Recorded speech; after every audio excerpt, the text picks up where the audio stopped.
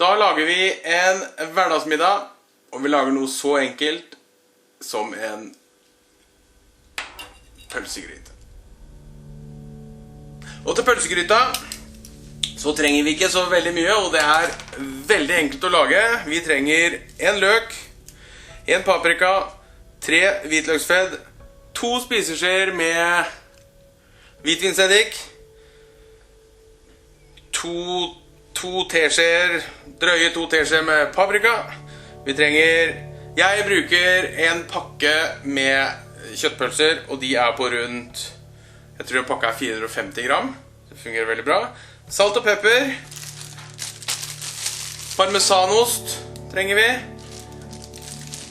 Opphøgde poteter, holdt jeg på å si. Og tomater trenger vi. Vi trenger pennepasta. Det klarer jeg ikke å få. Vi trenger pennepasta. Og kyllingkraft. Yes, da begynner vi med mise en place. Da skjærer vi det bare opp. Og da begynner vi med å skjære opp løken.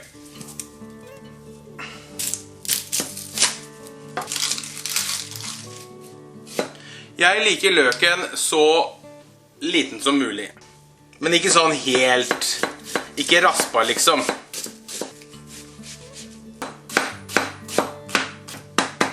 Der kom grininga da, gitt, med en gang. Det er deilig.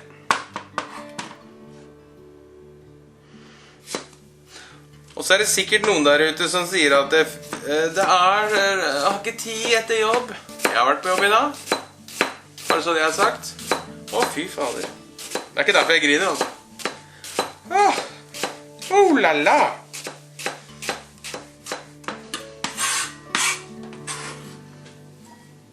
Så er det ikke så nøye om det er likt skjært opp, eller ingen som bryr seg.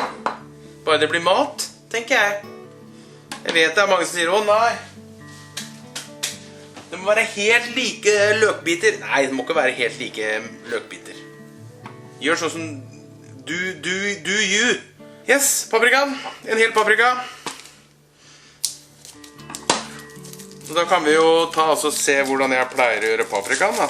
For den skjærer jeg ikke spesielt, men jeg pleier å skjære den fra kanten sånn. Så følger jeg den bare rundt hele veien. Og da får jeg de lyse igjen inni der. De er jeg ikke noe glad i. De der og de. Så skjærer vi det her i litt sånn, ikke så store biter, men ikke så små heller. Det skal på en måte være paprika inn da. Så det skal på en måte være litt sånn terninger, heller ikke sånn kjempesmått. Du skal liksom finne paprikaen når vi spiser den etterpå. Og her også er ikke nøye, altså.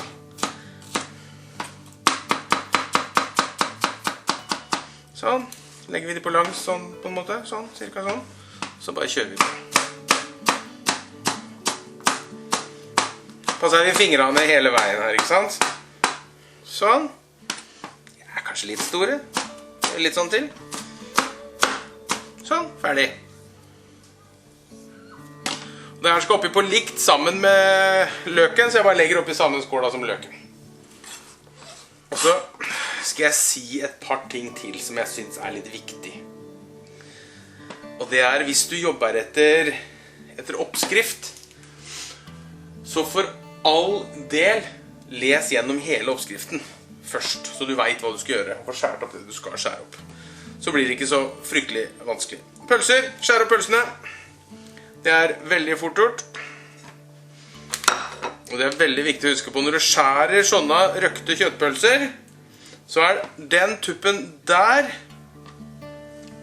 er alltid i koken. På hver pølse, faktisk. Da kan vi godt lage litt store beter sånn at det... Ja, det tenker jeg. Jeg liker store biter i den. Like staver, heter det, tror jeg. Satser på at det heter det.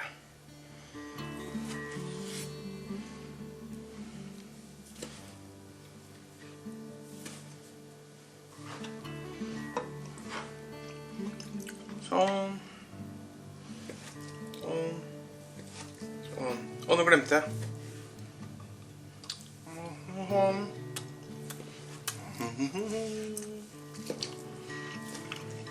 Litt større, litt mer klosse her kanskje på den her. Jeg liker at det her har litt forskjellige størrelser og litt forskjellig fasong. Det blir best.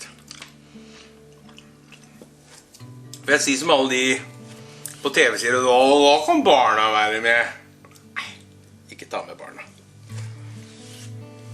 Eller ta med barna, gjør hva du vil. Sånn. Sånn, hva har vi igjen nå? Hvitløken. Hvitløken. 3 fedd. I dag har jeg sånne vanlige, ikke de her kinesiske. Men jeg bruker den samme rista, eller rivjern, holdt jeg på å si. Det er jeg veldig fornøyd med.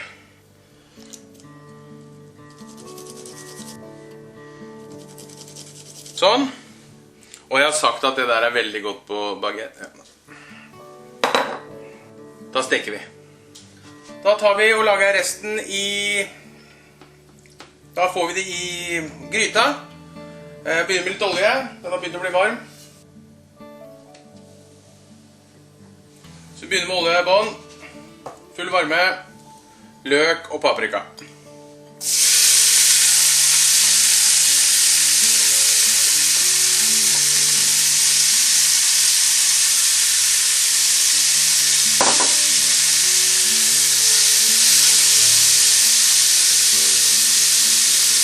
Og det behøver ikke få så mye farge, bare den blir myk. Da kjører vi det her først, og så tar vi hvitløk, paprika og kjøttpølsen etterpå. Hold med noen få minutter her altså. Så vet du hva? Litt rart vi skal ha litt tomater oppi også, ja, så blir det litt sånn piff. Det blir jo strengt tatt ikke en piff. Det blir en litt mer sødme. Sånn, og så tar vi hvitløken oppi.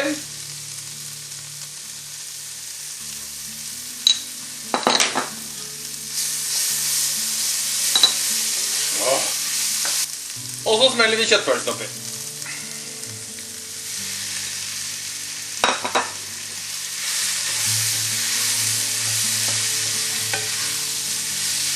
Sånn, om det setter seg litt fast i bånd nå, det gjør absolutt ingenting. Det tar vi etter hvert. Når vi får væske oppi, så løsner det. Sånn, litt tomater. Nei, jo, tomatene.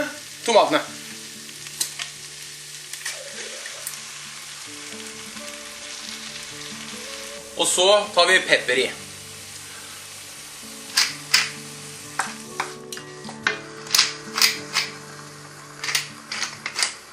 Og selvfølgelig her, hvis du vil ha litt mer piff, så kan du ha litt chili oppi. Da kjører vi kyllingkrafta oppi. 6 dl.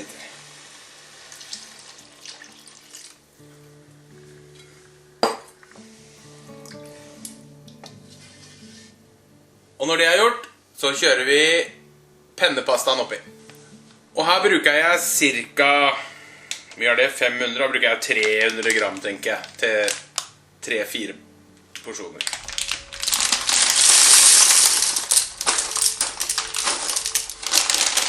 Rører det inn, får det til å legge seg under i væska selvfølgelig, så ikke det ligger og flyter på toppen. Og så setter jeg på lokk, så ikke så mye væske forsvinner mens jeg holder på. Da gir vi det et oppkok, og så lar vi det stå og småputre til pastaen er ferdig.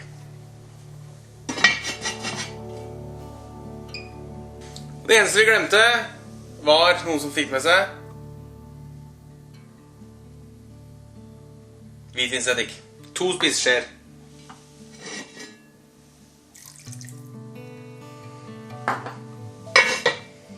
Så rører jeg det bare litt rundt inni. Sånn. Da lar vi koke ut. Da er vi så godt som ferdig. Da skal jeg bare ha i parmesan. Hvor mye parmesan? Jeg vet ikke. Så mye parmesan du liker, for eksempel.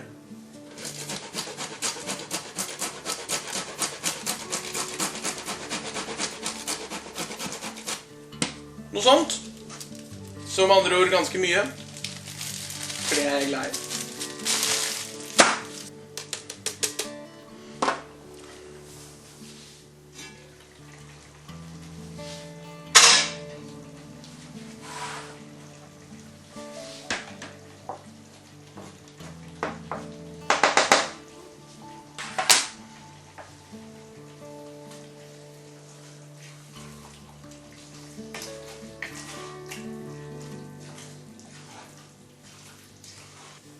Og her er det superviktig at vi venter med å salte, for parmesan er salt, denne krafta vi har brukt er salt, så jeg venter til nå med å smake til.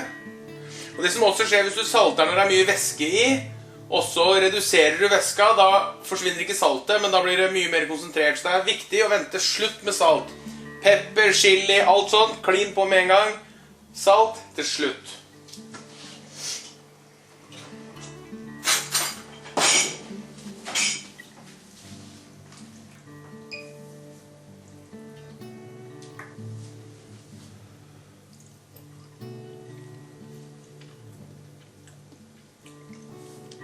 Litt salt.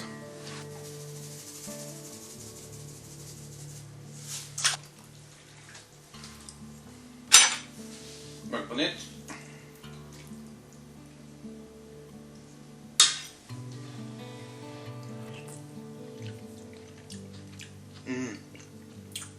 Det er godt altså.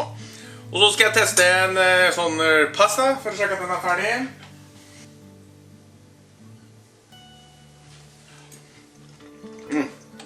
Perfekto. Nydelig. Da legger vi opp. Sånn.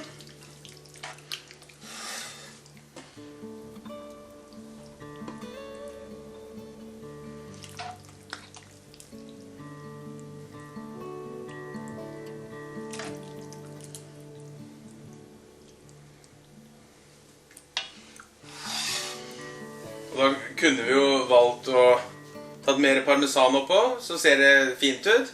Eller vi kunne tatt mer, vi kunne tatt noe grønt oppå, så tenker alle, å guri malla, det var fint. Men nå skal jeg bare ete, jeg er så sulten som en bjørn. Kjører vi på. Å gud, jeg gleder meg. Hei, vann i munnen. Skål! Nei, ikke skål. Eller kanskje?